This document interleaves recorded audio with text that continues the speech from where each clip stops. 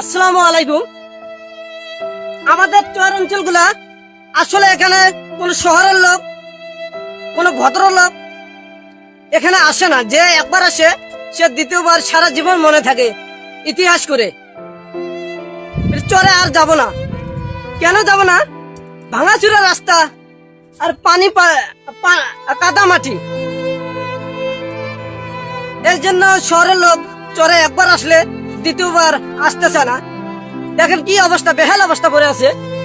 আমি জানি না বাংলাদেশের কতগুলো চর অঞ্চল এরকম বেহাল বেহাল রাস্তা এরকম আছে। আসসালামু আলাইকুম। একটু জোরে বলবেন। আসসালামু আলাইকুম। ওয়ালাইকুম আসসালাম। আপনি কোথায় যাচ্ছেন? আমি ভাই বাজার যাচ্ছি। বাজার এখান থেকে কত দূর? Half kilo. তা এখানে কোনো রাস্তা আছে? রাস্তা ভাই এরকমই, মানে রাস্তা কোনো জায়গায় আছে কোনো জায়গায় নাই। যে জায়গায় ছিল সে জায়গায় ভাঙে গেছে। এখন মনে করেন যে বর্ষার সময়, বৃষ্টির সময়, এই সময় মনে করেন যে একটুর মধ্যেই পানি বেঁধে যায়। রাস্তা ভাই আমাদের এলাকায় নাই। চরাঞ্চলের ভিতরে রাস্তা এরকম।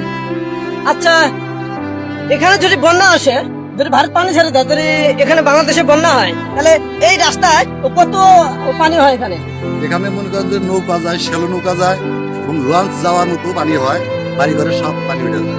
জেলা বাড়ি উঁচু করছে, সেই বাড়িতে পানি অত ওঠে না, কিন্তু জেলা বাড়িতে মাটি কাটার ব্যবস্থা নাই। জেলা বাড়ির মানুষজন সব ওই স্কুল মাঠে, অথচ জেলা উঁচু বাড়ি সেই বাড়িতে যায় আশ্রয় নেয়।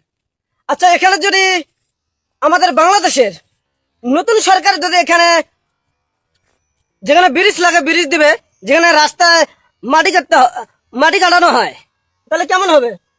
তাহলে তো ভাই খুব ভালো হয়। এটাও আমরাও চাই, কারণ আমাদের চর এলাকায় এরকম রাস্তাঘাট খুবই, রাস্তাঘাটের সংযোগ খুবই খারাপ। এগুলা তো ভাই দেখে না, কেউ আসেও না, সরকারি লোক কেউ আসেও না, দেখেও না, আর দেখলেও এটাকে গুরুত্ব করে না। আমরা খুব কষ্টে আছি ভাই এই রাস্তাঘাটের জন্য। অনেক ধন্যবাদ।